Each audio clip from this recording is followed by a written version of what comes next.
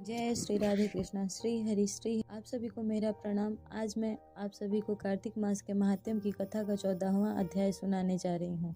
कथा में अभी जलंधर की कहानी चल रही है। आप सभी इसे चैनल को सब्सक्राइब करें, लाइक करें और ज़्यादा से ज़्यादा शेयर करें। कथा पसंद आए तो कमेंट करना ना भूलें। अगर आप सब मुझे किसी तरह की सुझाव देना चाहते हो तो कृपया बताएं और बेल आइकन को प्रेस करें। चलिए फिर कथा प्रारंभ करते हैं। बातें तो बहुत सारी हो गई, आप अपना आशीर्वाद बनाए रखना। तो एक बार प्रेम से बोलो जय श्री राधे। हे राजन, इस प्रकार आपको धर्म पूर्वक राज्य करते देख कर देवता क्षुब्ध हो गए। उन्होंने देवाधिदेव भगवान शंकर का मन में स्मरण करना प्रारंभ कर दिया। कितने ही प्रकार से स्तुति की, तब भक्तों की कामना पूरी करने वाले शंकर जी ने नारद जी को बुलाकर देव कार्य करने की इच्छा से उनको देवपुरी भेजा। शंकर भक्त नारद भगवान शंकर की आज्ञा से देवपुरी गए। इंद्र आदि सभी देवता व्याकुल हो शीघ्रता से उठकर श्री नारद जी की स्तुति करने लगे। उत्कंठा भरी दृष्टि से सबने नारद जी की ओर देखा। आपने सब दुखों को कहकर उन्हें नाश करने की प्रार्थना की। नारद जी ने कहा, मैं सब कुछ जानता हूँ, इसलिए अब मैं दैत्यराज जलंधर के पास जा रहा हूँ। ऐसा कह देवताओं को आश्वासन देकर श्री नारद जी जलंधर के सभा में आए। जलंधर ने नारद जी के चरणों की पूजा कर हंसते हुए कहा, हे ब्राह्मण, कहिए आप कहाँ से आ रहे हैं? कहाँ कहाँ पर आपने क्या क्या देखा? यहाँ कैसे आए? और मेरी योग्य जो सेवा हो उसके लिए मुझे आज्ञा दीजिए। जलंधर के इस प्रकार के वचन सुनकर नारद जी प्रसन्न होकर बोले, हे दानवराज महाबुद्धिमान जलंधर, तुम धन्य हो, क्योंकि इस समय सब रत्नों के भोक्ता एक तुम ही हो। हे दैत्य श्रेष्ठ, अब आप मेरे आगमन का कारण सुनिए, जिसके लिए मैं आज यहाँ आया हूँ।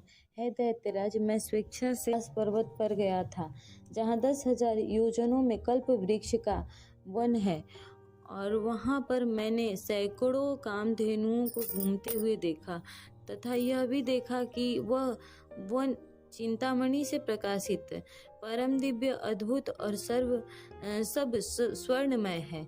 मैंने वहाँ पार्वती के साथ स्थित शंकर जी को भी देखा, जो सर्वांग सुंदर, गौर वर्ण, त्रिनेत्र और मस्तक पर चंद्रमा धारण किए हुए हैं। यह देखकर मुझे बड़ा आश्चर्य हुआ। इनके समान समृद्धिशाली त्रिलोक में कोई है या नहीं?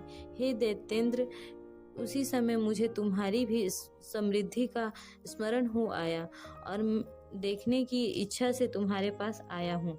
यह सुन जलंधर को बड़ा हर्ष हुआ। उसने नारद जी को अपनी सब समृद्धि दिखला दी। उसे देखकर देवताओं का कार्य करने में इच्छुक शिव प्रेरित नारद ने जलंधर की बड़ी प्रशंसा की और कहा, निश्चय ही तुम त्रिलोकपति होने के योग्य थे। तुम्हारे लिए ऐसा होना कोई विचित्र बात नहीं है।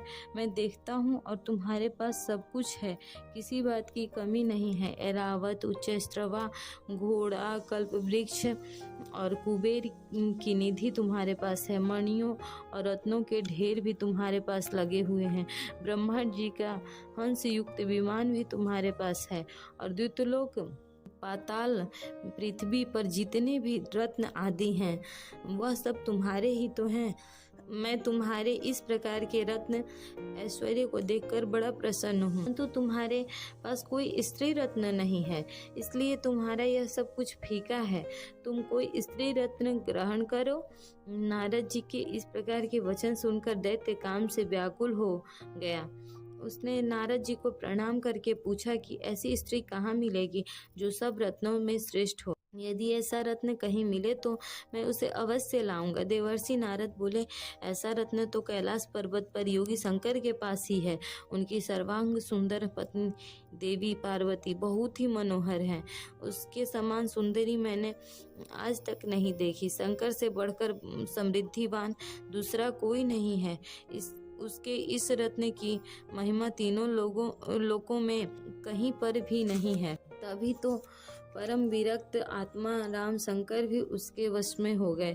देवर्षि नारद उस दैत्य से ऐसा कहकर अन्य कार्य करने की इच्छा से आकाश मार्ग से चले गए। बोलो प्रेम से विष्णु भगवान की जय, भोलेनाथ की जय।